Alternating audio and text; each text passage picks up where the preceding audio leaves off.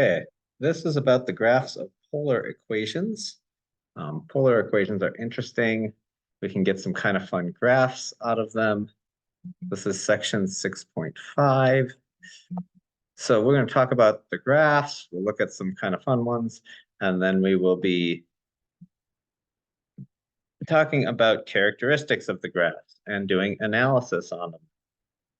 Kind of like we did function analysis, but these are not functions, so we can't call them function analysis. So we're going to have some symmetry tests.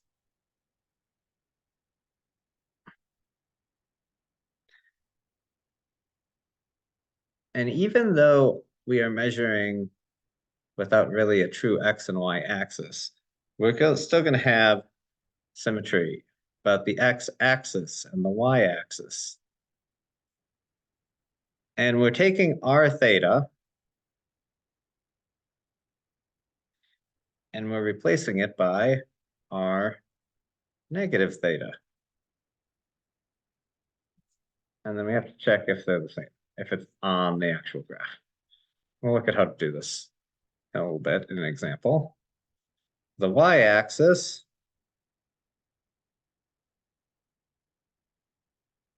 we're replacing R theta with negative R negative theta. The book has a version with doing pi minus as well.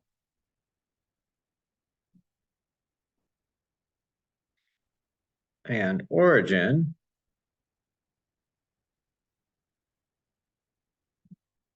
but I think for the purpose of this, we're going to keep it as simple as possible.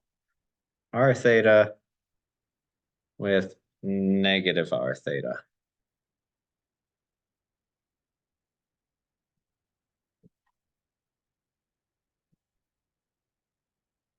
So, testing for symmetry. I'm going to take a look at this graph. R equals 4 sine theta, sine 3 theta. And we're going to go take a look at that on our graphing calculator.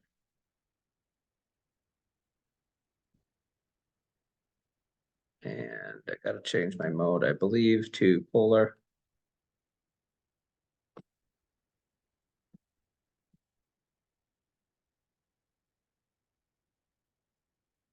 This is 4 sine 3 theta.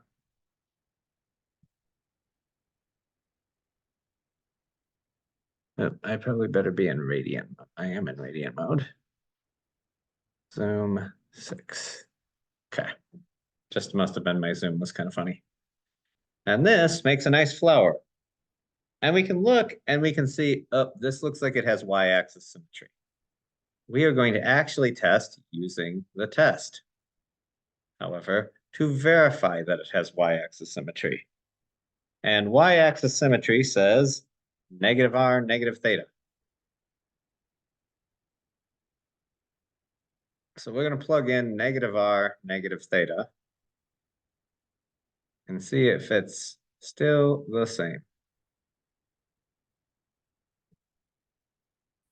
That's negative R equals 4 times sine of negative 3 theta. Sine negative theta, there's a negative sine x is equal to sine negative x.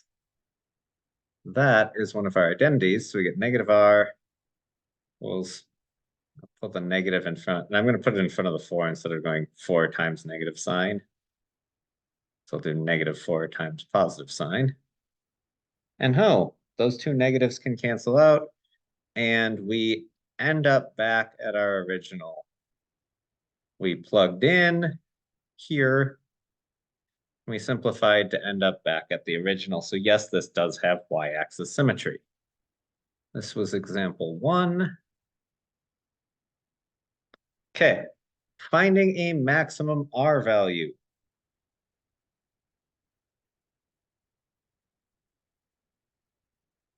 So if I want to find the max, I'm going to take a look at this trig function, cosine.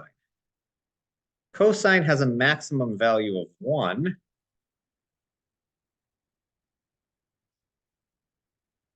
And that maximum value of 1 occurs when theta equals pi over 2. So that's 2 plus 2 times 1. The maximum radius is 4. The next one says identify the points on the graph. This was example 2. Do another color for example 3. Example 3, identify the points on the graph. Equals 3 cosine 2 theta. It says identify the points between 0 and 2 pi where there's a maximum.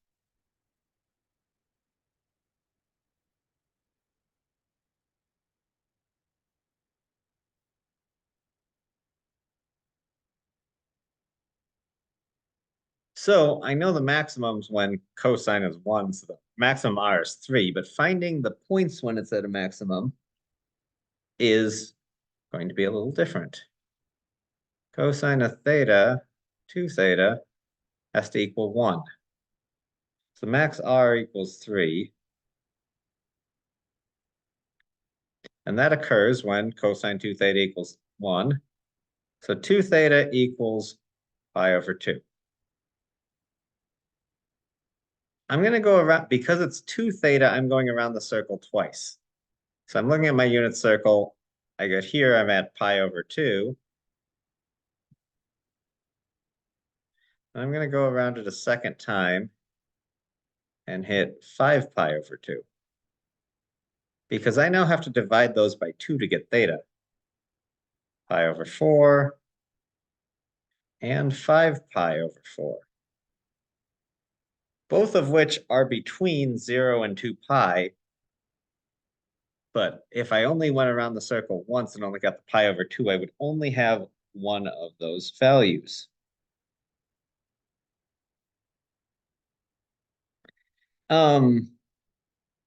Actually, we can also get a maximum, because this is distance, r could actually equal -3 too, which means cosine 2 theta could equal -1, which is down here at 3 pi over 2 and 7 pi over 2.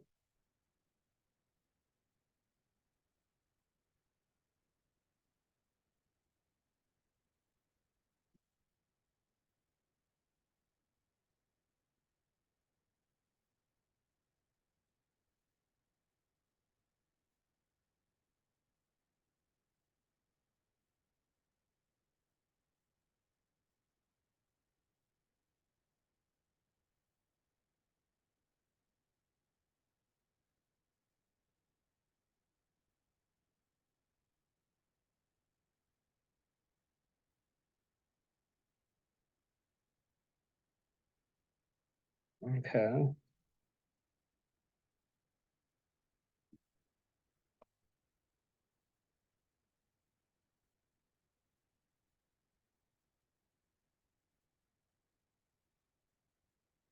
Wait a second. The book's getting something different than me. So they're using the grapher that have a distance of 3.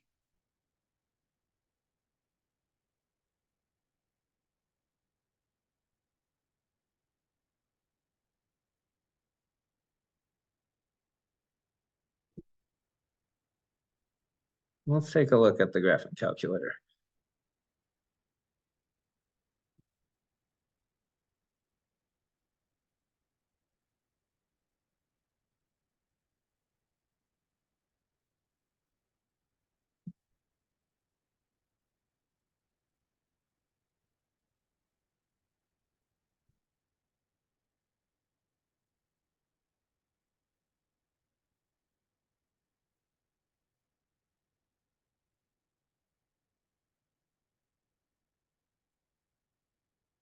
Okay.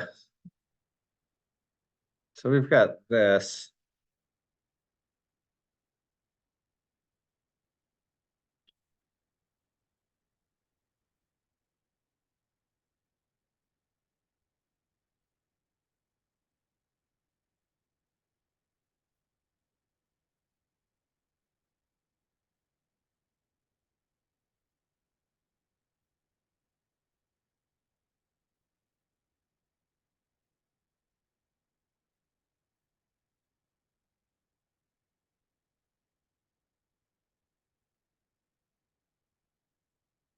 they graph this actually in function mode.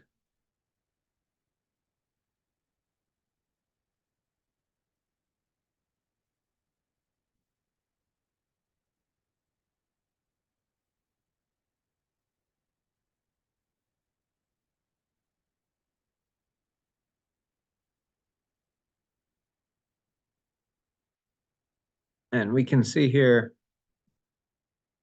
these are 3, 0. Did I just do sine? I think I just did sine instead of cosine. That's my problem. No, cosine equals 0 at, or cosine doesn't equal 1 at pi over 2. It equals 1 at 0 at pi. Here's my problem. I found the values for sine, not cosine.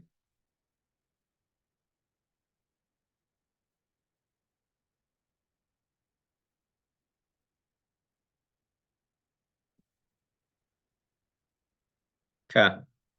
This equal at 0, and then again at 2 pi, at pi and 3 pi. Cosine is the x coordinate. I do have to go around the function twice. That is important. 0 pi has a cosine of 1, 2 pi, and 3 pi. So when I divide this by 2, I get 0 pi, pi over 2.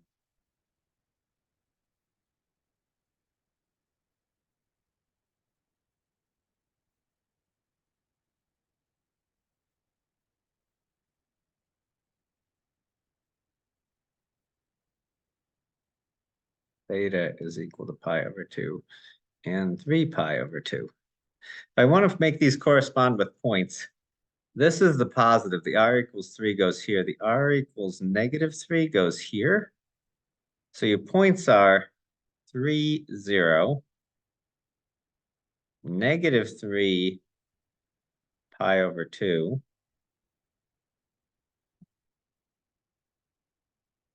3 pi, and -3, -3 pi over 2.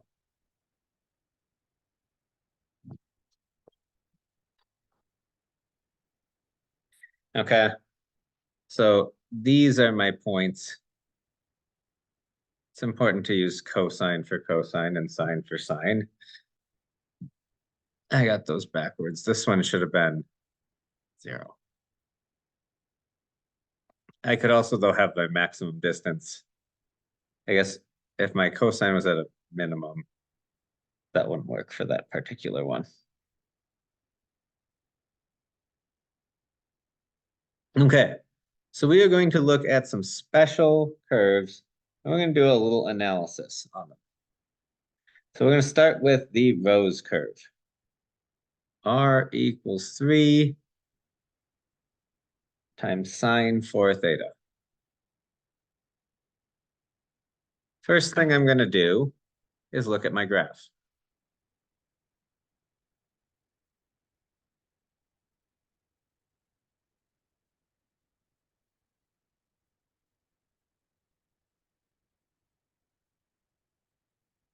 Three times sine 4 theta. When that looks right, let's graph it.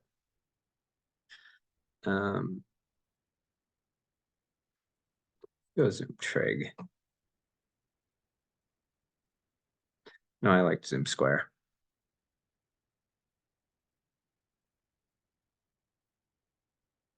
Okay, here we go.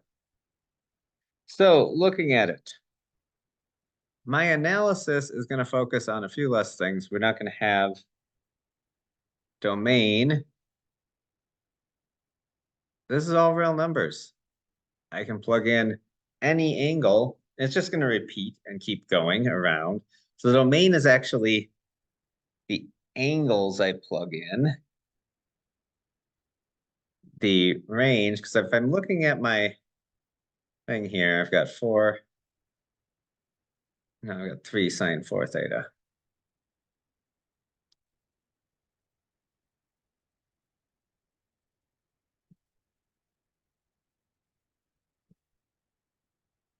And my independent variables theta, I can plug in whatever I want for that. My range, well, because sine is trapped between -1 and 1, got 3 times that.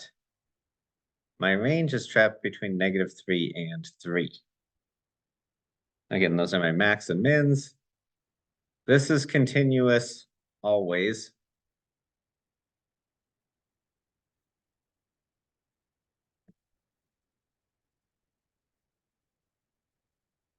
Its symmetry. This appears to be x-axis, y-axis origin.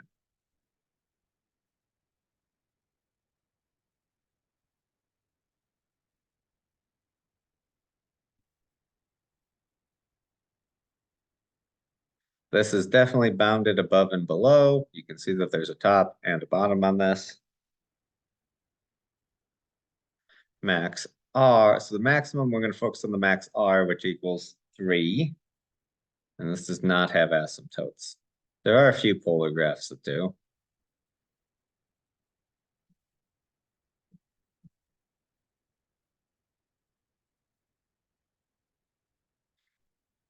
Okay, that's known. This particular one is known as the rose curve. Kind of looks like a nice flower. The Lima cone curves going to be the next one we do. This was example 4. I'm doing an analysis on the Lima cone curve, which will be example 5. And that function is going to be 3 minus 3 sine theta. And let's take a look. Okay. There are various Lima cone curves. This one looks like a heart. Irony is I'm recording this on Valentine's Day. There's some Lima cone curves that look like, I'll put them around the origin. You can look in your book too. I've got a little bit better pictures. There's one that looks like that. There's a sideways one of these.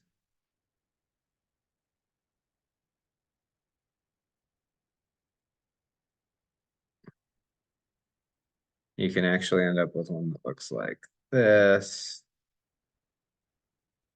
without as much buckle on that curve.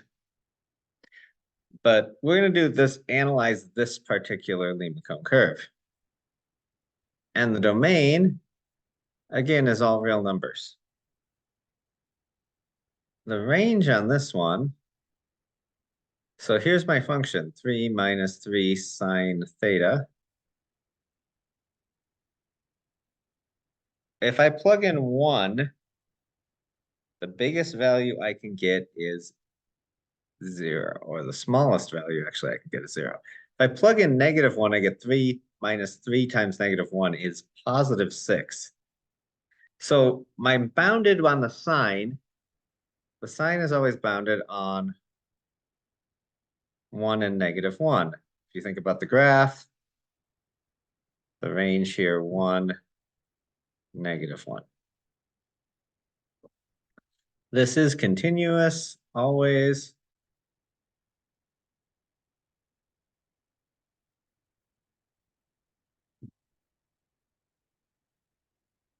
It is symmetric by the y-axis. Only the y-axis on this one.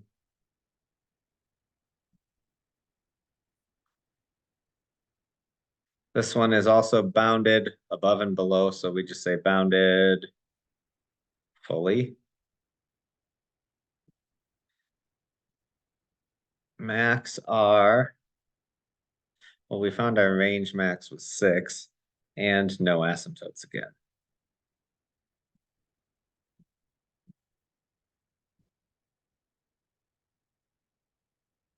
And there's example 5.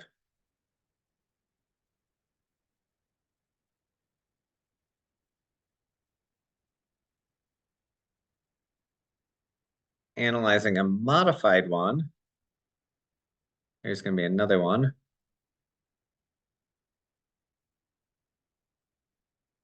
Now we're doing 2 plus 3 cosine theta.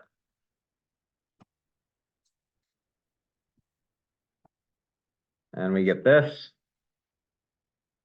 This is EX6. And again, this is R equals 2 plus 3 cosine theta. Domain is all reals. Range. Well, if I plug in -1, this time -1 will give me a minimum. -1 is -1, or theta's minimum is -1, sorry. 2 plus 3 times my minimum, cosine is -1. That's -1. My maximum is 1, that's 5. This is continuous always.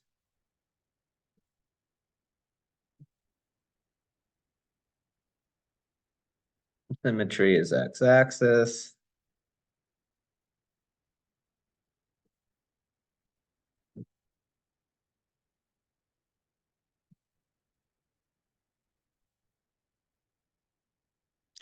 This is again bounded.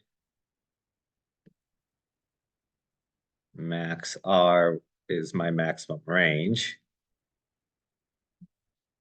And there again is no asymptotes.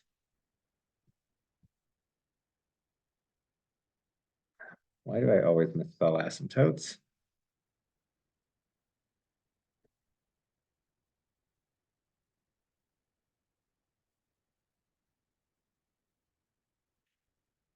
Okay. So that is, for example 6, another Lima cone curve.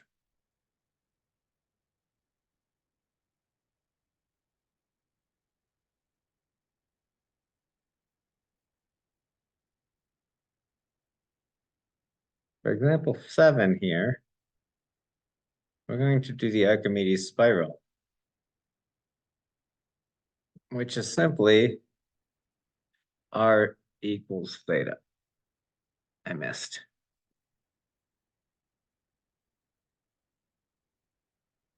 And we'll graph that. Oops. Here, my window, my theta min is 0, my theta max is 2 pi. I want to make that more like 1,000. I just want it to go beyond what the graph has. Zoom 6.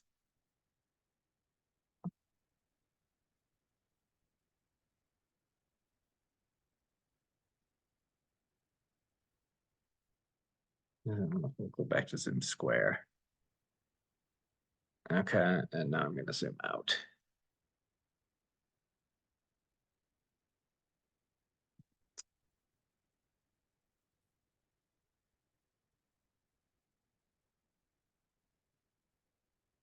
And we can see this kind of spiral going around.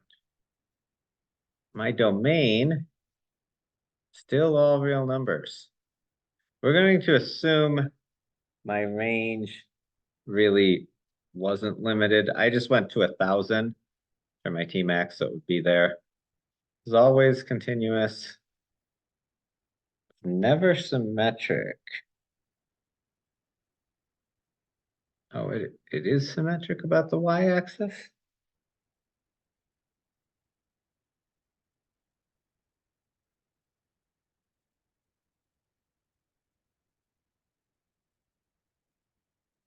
The book says it has y-axis symmetry, but I don't believe that.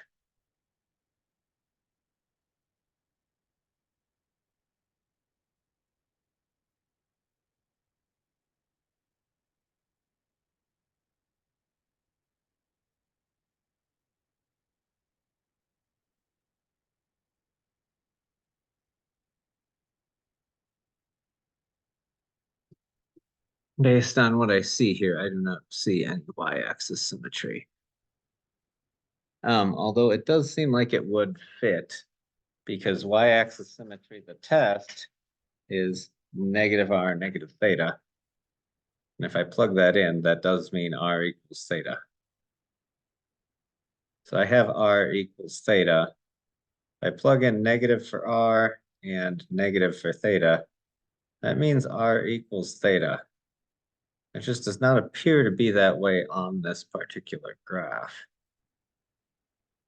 Maybe it just doesn't look quite right, but it actually is.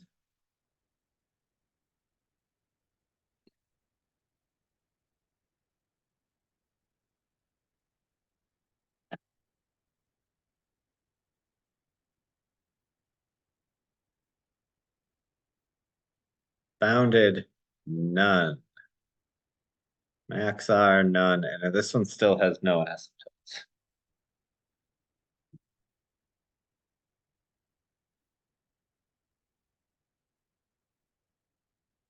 Okay. And finally, we're going to do a lemniscate curve. And I'll show what those are.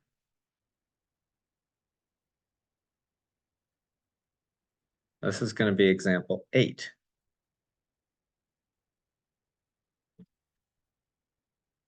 The lemniscate curves are r squared equals a squared sine 2 theta,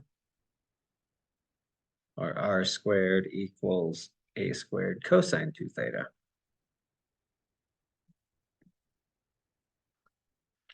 This is example 8, and our particular lemniscate curve is r squared equals 4 cosine 2 theta. Now, you'll notice I cannot enter r squared into my calculator. So I'm going to have square root of 4 cosine 2 theta, or 2 cosine 2 square root of cosine 2 theta. Okay. Turns out you can get the complete graph using that. There should technically be a plus or minus here when I do the r squared, but I get a duplicate with the minus. Okay. And I'll enter both here.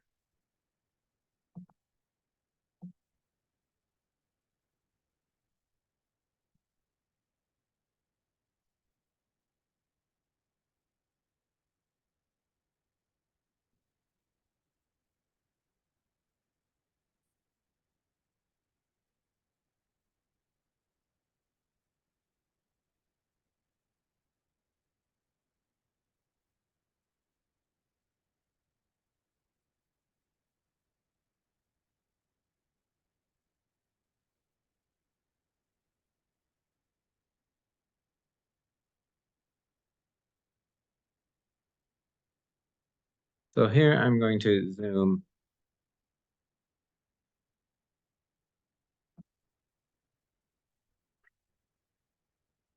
Maybe it'll let me zoom in.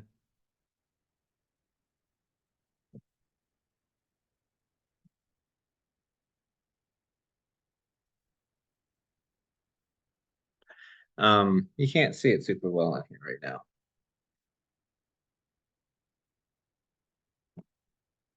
So there's a problem with it. This isn't quite the interesting domain. Okay, we'll go back to zoom square.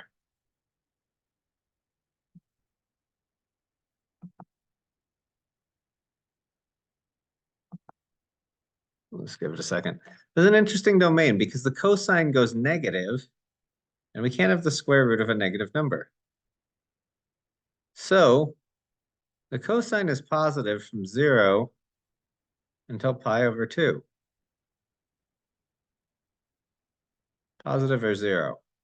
And then it comes back to positive at 3 pi over 2 to 5 pi over 2. But again, this is 2 theta.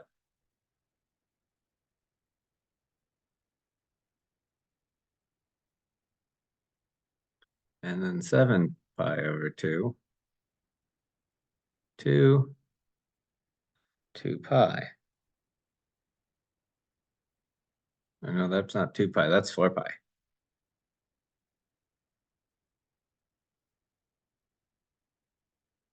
So when I divide those in half, I get the domain goes from 0 to pi over 4. Oops. Union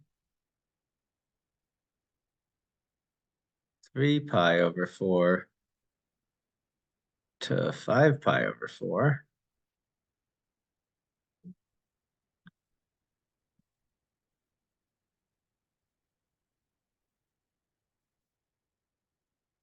Seven pi over 4 to 2 pi.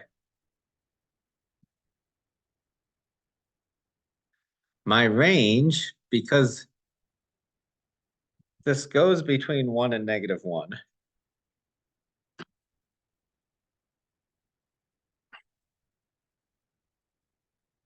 Now we're going to try zooming now. And I'll just do in. And I do actually have to handle both cases here for my range.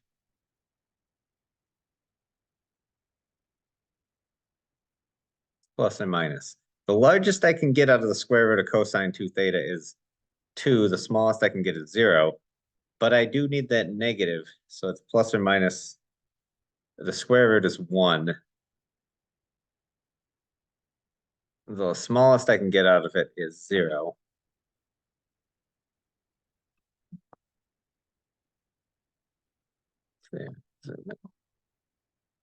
There we go. Because the smallest I can get out of it is 0, square root of cosine of -1, not in the domain. We just covered that part. But with the 1, it's in there. And this is why I need the -2. Because -2 times 1 is -2. +2 times 1 is +2. And it does include that you don't want to just have 0 to 2. My R max is 2 as a result. This is bounded fully. The symmetry appears to be x-axis, y-axis, and origin.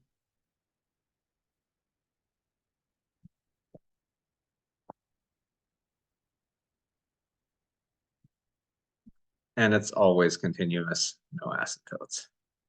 Okay, so we will do several of these analysis of just different polar curves. You're going to do them with your graphing calculator. Enjoy some of the fun shapes. That is it for section 6.5.